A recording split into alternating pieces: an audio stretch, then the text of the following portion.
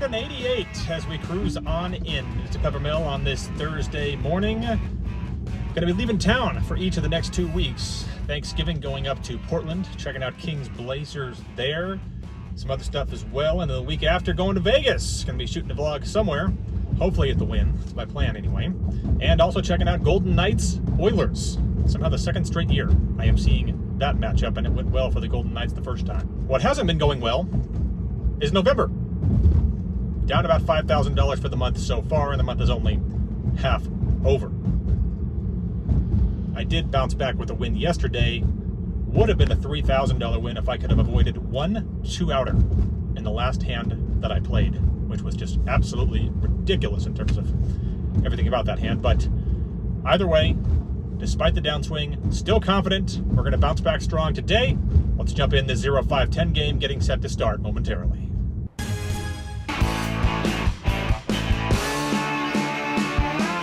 If you watched the vlog last week, you're aware of the fact that it was my 40th birthday. And on my first week as a 40-year-old, we begin in downtown Reno, which is obviously a rare thing on this vlog. In this case, Anna would take me to dinner at Reno's newest restaurant, Ramsey's Kitchen at Silver Legacy. She recommended the Beef Wellington, and I must say, that was a solid choice, especially paired with some Pinot Noir from Domaine Serene. Vlog 288 would start early on a Thursday at Peppermill, with a pair of OMCs in the lineup to go along with Bugsy, local favorite Mr. Z, and John, the concert merch king. There was also one complete unknown, and as fate would have it, that would be the guy I'd get involved with first. It's very clear that the hand I've run better with than any other over the years has been pocket eights, and that would not change on this day. The only unknown in the game would limp under the gun. The low jack would call, and I would raise to 35 in the big blind. And obviously, as you would expect, both of these guys would call. So with 105 in, well, you know, I'd flop a boat, per usual. Usually when you're considering slow playing, betting small is better than checking, because it accomplishes the same thing while actually getting some money into the pot. So I try out that technique here, just betting 40. So with 185 in, where it heads up to a turn, which is the 5 of hearts, bringing in the front door flush draw. I'm certainly hoping that's what he has, and I bet 100.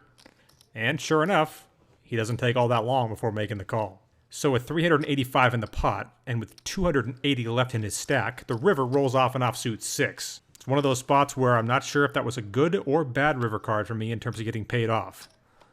But I would elect to try to go for gold here, trying to get all of that $280 to get put into this pot. He goes into the tank for quite some time on this, leading me to believe that he probably had a weak ace, but at this point, I don't know the player at all.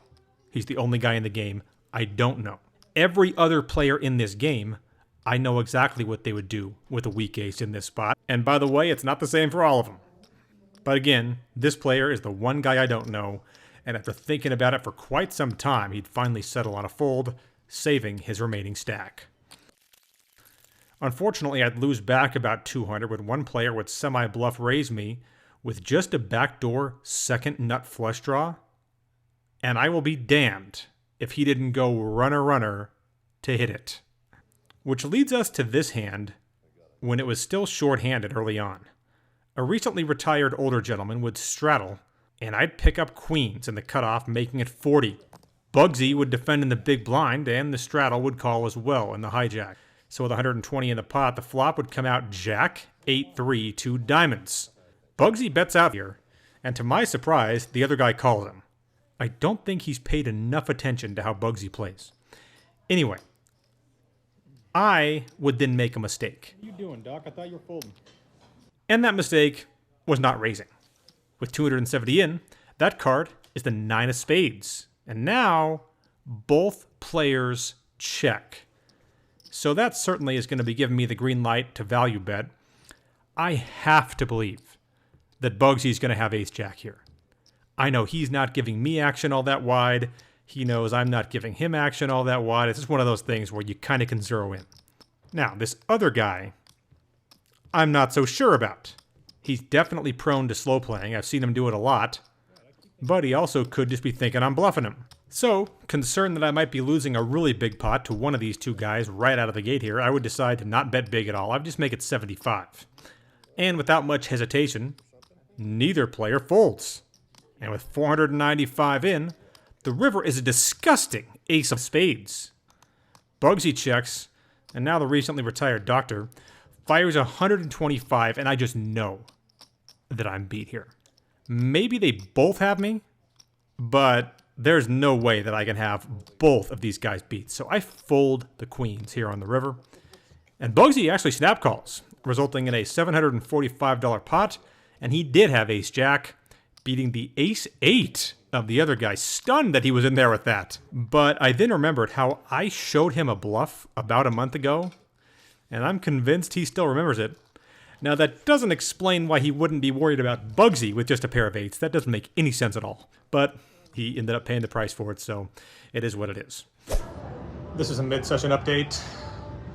Am I the only one that noticed that in 1999, Keanu Reeves battled Sentinels in The Matrix? And then in 2000, played for the Washington Sentinels in The Replacements? I just found that strange. And that's the end of the update.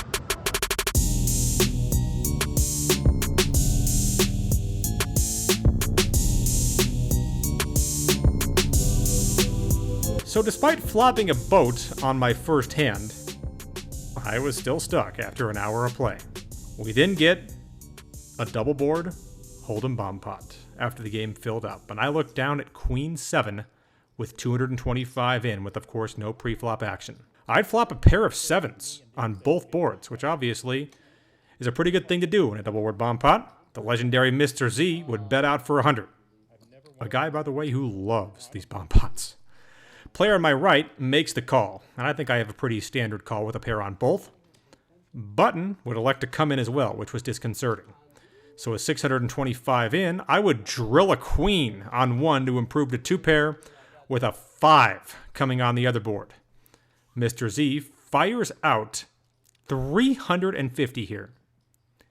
It must be emphasized that this is a legendarily aggressive opponent. And unless he has pocket 5s, or now 8-6, he's not going to have me beat on both. So I just can't fathom, given what I've seen out of him in a number of different bomb pots, how I can lay this hand down. And obviously, I can't just call in this multi-way pot. I have to either go all in now, or I have to fold. And it just feels like a ridiculous spot for me to fold, given who's in the hand. So, I have 850 left, and it's all going in. Others would end up going out, and Mr. Z snap calls, creating a $2,400 pot, and he does have 8-6. So technically I have 4 outs to a chop. Obviously they wouldn't get there. And 2 hours into the session, we are felt it. If the hands were reversed with me and him, I do think it would have gone the exact opposite way with me doubling up. But in this case, I would just give it to him. Now, if I have to lose to somebody, he's one of the guys I'd certainly want to do it to, because he's such a nice guy and he gives action. But it always hurts to get felted, especially in these damn bomb pots, which, in my mind, have been a very unfortunate addition to the game. I don't really have a question, but I just feel that the viewers should check out the autumnal attire of Rena and then the ocean blue of Kayla. So we needed some peace in the room after our palooza. After the way I've run today, I want to make war. Well, look at the blue. It should feel more calm. And this is part of the fall collection. Right. I rebuy for $1,500, so I'm in for $3,000 on the day. I wouldn't get the first part of this next hand on video, but I'd raise Queen Jack of Spades to 30, middle position 1, getting 3 callers. And with 120 in, the flop would come out Queen Jack 5 with 2 hearts and 1 club. Well, I'm stuck huge on the day, but I flopped a big hand, so let's get it back here, shall we? With top 2 pair, I bet 75. And the hijack is my only caller. So with 280 in, the turn is the 10 of clubs. Not ideal, but it's certainly not going to slow me down. I bet 150 And once again, my opponent is not relinquishing, making me wonder if he was possibly slow playing something here, or if he was just trying to draw out on me. And with 580 in, the river is a disgusting 9 of clubs. Could I have gotten a worse run out? Along with the ace, it's obviously the last thing I wanted to see. The only good news was my opponent does check here, and he shows King Jack for a hand that was drawing extremely slim, but got really lucky, and this day has become a fucking nightmare. I'd attempt to mount a comeback, turning a flush against an OMC, who, to my surprise, did pay off on the end. And after that hand, I was only stuck 1,800 on the day. So I'd win that money off of him, and he would respond by being in the rock when 2 guys limped in and the big blind completed. And in what can only be described as the most hilarious moment of the day, he would just jam all in for $700 into a pot of 40. There's GTO, and then there's GTOMC. And speaking of all-ins, it was probably about a half an hour after that Mr. Z would ask me to sweat his hand with him, which parenthetically, I want you all to know that I am the best sweater of all time. I really believe that. Every time someone shows me their hand, they end up making a huge hand. It's like I'm really good at watching other people do great things. It's so ridiculous. In this case, he'd show me pocket 10s, and I'd see him flop a set. And given who he was against, and the range of hands this player would have played pre-flop, there was absolutely no doubt all the money was going in, and sure enough it did. And after busting me in the bomb pot, he would then bust this player with his set of 10s. I look up to see my Vegas Golden Knights taking on the Ottawa Senators, with Jack Eichel scoring an early goal. The more I watch him this year, and I guess this is going to be obvious to some people who really know hockey, but the more I watch him this year, the more I'm convinced that he's going to end up in the Hall of Fame. Now, unfortunately, he wasn't given the Conn Smythe Trophy the year they won the Stanley Cup, but he should have won it, especially considering the guy who did, in Jonathan Marchessault, the second his name was announced, he went right over to Eichel and said, "You won this for me." And I think this is going to be his career year. But enough hockey. I'm card dead for another hour until I'd pick up 8-9 of spades. And I would decide to play it. I'd raise to 35 from the hijack and the button would call. Big blind comes in as well. And the rock also defends under the gun 1. So the 140 in, we got a multi-way pot and it comes out ace 6-3 with 2 spades. Gets checked to me and I would just make a small bet here knowing that all the aces are obviously going to call anyway. But I would have the chance to get some other pairs to go ahead and go out. And it would give me some clarity to see who I'm going to be up against. Button folds, big blind calls, and +1 folds. So, with 270 in, we're heads up to the 8 of clubs. So I've added a pair, but does that mean anything? Spoiler alert, at the time, it definitely did. Big blind checks, and again, this is the same guy that I mentioned earlier when I flopped the full house. I just don't know this guy. And it's very rare to get guys that play in this particular game at this particular time that I don't know. Turned out that he's a nit. I wasn't sure about that when I flopped the full house, but over the last 4 hours of watching him play, it's become quite clear. And with that in mind, I just check this turn back and proceed to drill the flush on the river. I actually had thought that he had more money behind than he did, because his hands were kind of in front of his chips. I couldn't quite tell. So when he just open jammed this river, it was only for $175. So for that amount, there's no way in hell you can fold my hand here. I've obviously made the flush, but I will admit, and maybe part of it is because the day I was having, I didn't feel good about this at all. And once we got the $620 pot and the cards were shown, it was proven as to why I wouldn't feel good about it, as he would show Queen Jack of Spades for the bigger flush, and the brutal afternoon continues as one of the most forgettable sessions I've played in 2024 would continue. I would win a few small pots over the next 2 hours. I'd even flop a set in one of them, but of course that was the hand in which I wouldn't get any action. I would make a questionable laydown against the aforementioned Concert Merch King when he made what I thought was a very interesting move on the river. Could have been a monster, could have been a bluff. I'm still wondering, but I'm not going to show what I laid down to give him the satisfaction if he indeed did bluff me. And as my session wrapped up, I found myself thinking, is it a bad omen to flop a full house on the first hand of the day? Because that seems like the kind of thing that would qualify as such.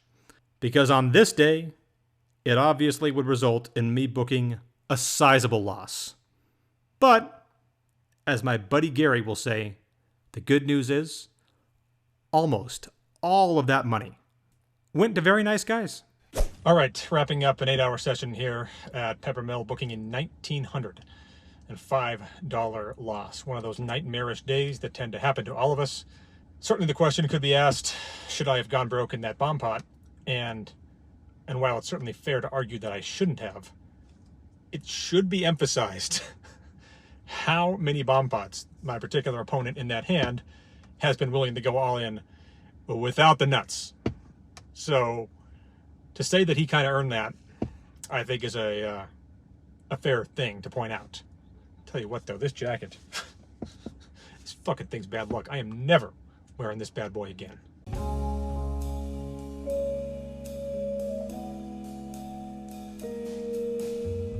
All right, I feel like that 10-second bit of music with a hint of melancholy out of the movie Rounders, as you all know, was perhaps never more fitting than it is in this particular vlog. It's been just a devastating month. And it just feels like nothing possibly can go your way, even when you have big hands. Those are the times either your opponents have nothing, or those are the times your opponents decide to make the once-in-a-lifetime type of folds against you. And then, obviously, the more likely scenario is people calling you insanely light pre-flop when you have premium hands and just managing to get miracle runouts as well. All of those things have been happening to result in roughly a $7,000 or so downswing here in November. And obviously, that's the last thing I was hoping to do to wrap up what has not been the greatest year. We did have a really good summer. I think my year has kind of been correlated with the temperature. The hotter it's been, the hotter I've run, and vice versa.